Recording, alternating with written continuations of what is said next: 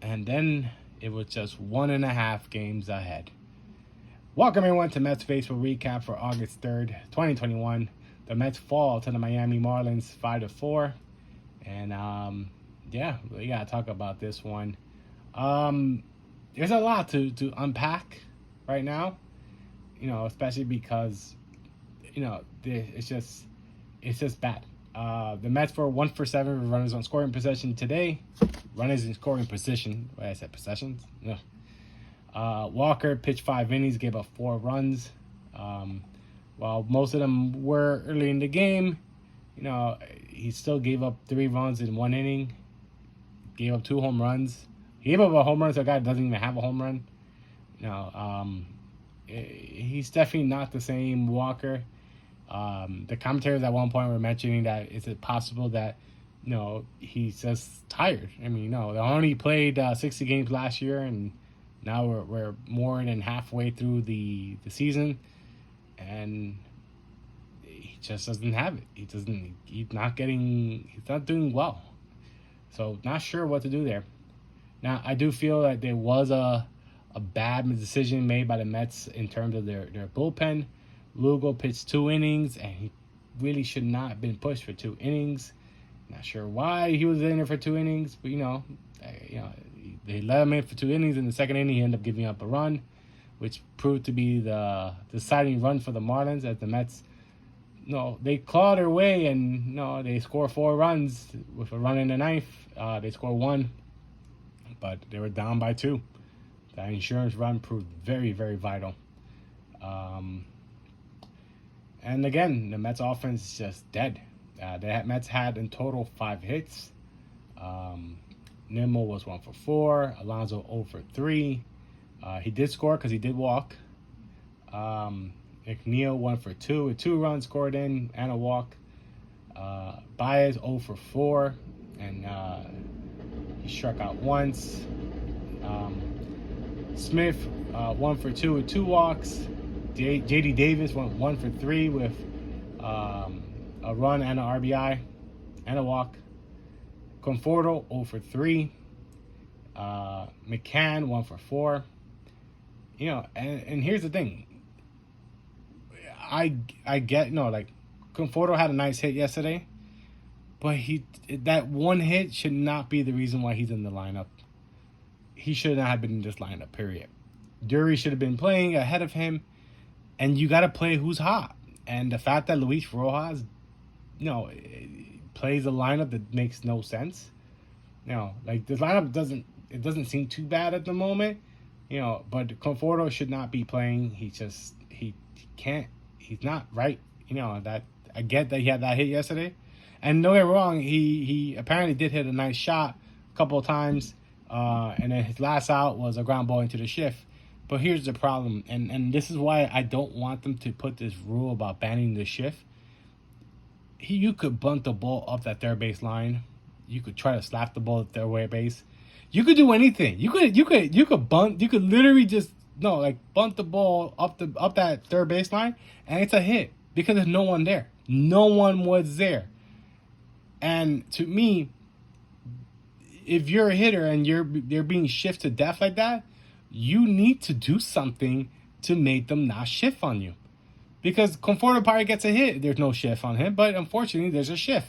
So how do you beat the shift? Hit the other way. Do something to get that infield all around and not just playing one side. But, these hitters, either they're too prideful or stupid. I don't know what the answer is, but they don't do it. And no, instead they want to just try to power the ball through, which, let's be honest, baseball, sometimes it's not about how hard you can hit it. It's where you can hit it. Sometimes it's a game about luck, because sometimes you can hit the ball so hard and someone's there to catch it, and then sometimes you have a little bleeder that just falls right in. But it is disappointing. It is very disappointing. Mets are now 55-51, 4 games over 500, and like I said, their lead is now a game and a half. The Mets have 2 more games with the Marlins, and then they go to Philadelphia to play the Phillies, which, if this Met team that's right now on the field shows up to Philly, they're going to get destroyed. It's just, they're a bad team. Let's not kid ourselves right now. And it doesn't help that their manager is an idiot. I know people are defending him and everything. I'm sorry, Luis Rojas is probably the worst manager in baseball. Um, in general, it's just he arguing balls and strikes when honestly it was a strike. Like what do you want the umpire to do? Call it a ball? It was a strike. It was in the box. It was the perfect pitch Nimmo took, and he starts arguing balls and strikes. And then they try to say, oh, it was about the pitch that was earlier in the bat that was a little high. It's meaningless. And if you're trying to just show up your team, like, no, try to motivate them, this team needs a lot more than you getting mad at balls and strikes. Because the fact is, if you're getting caught looking, that means your bat and you're still in your shoulders and you're not swinging. That's part of the problem.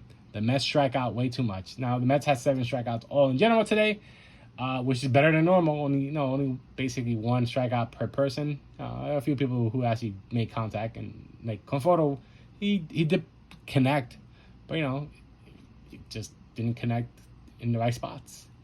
But again, it is disappointing.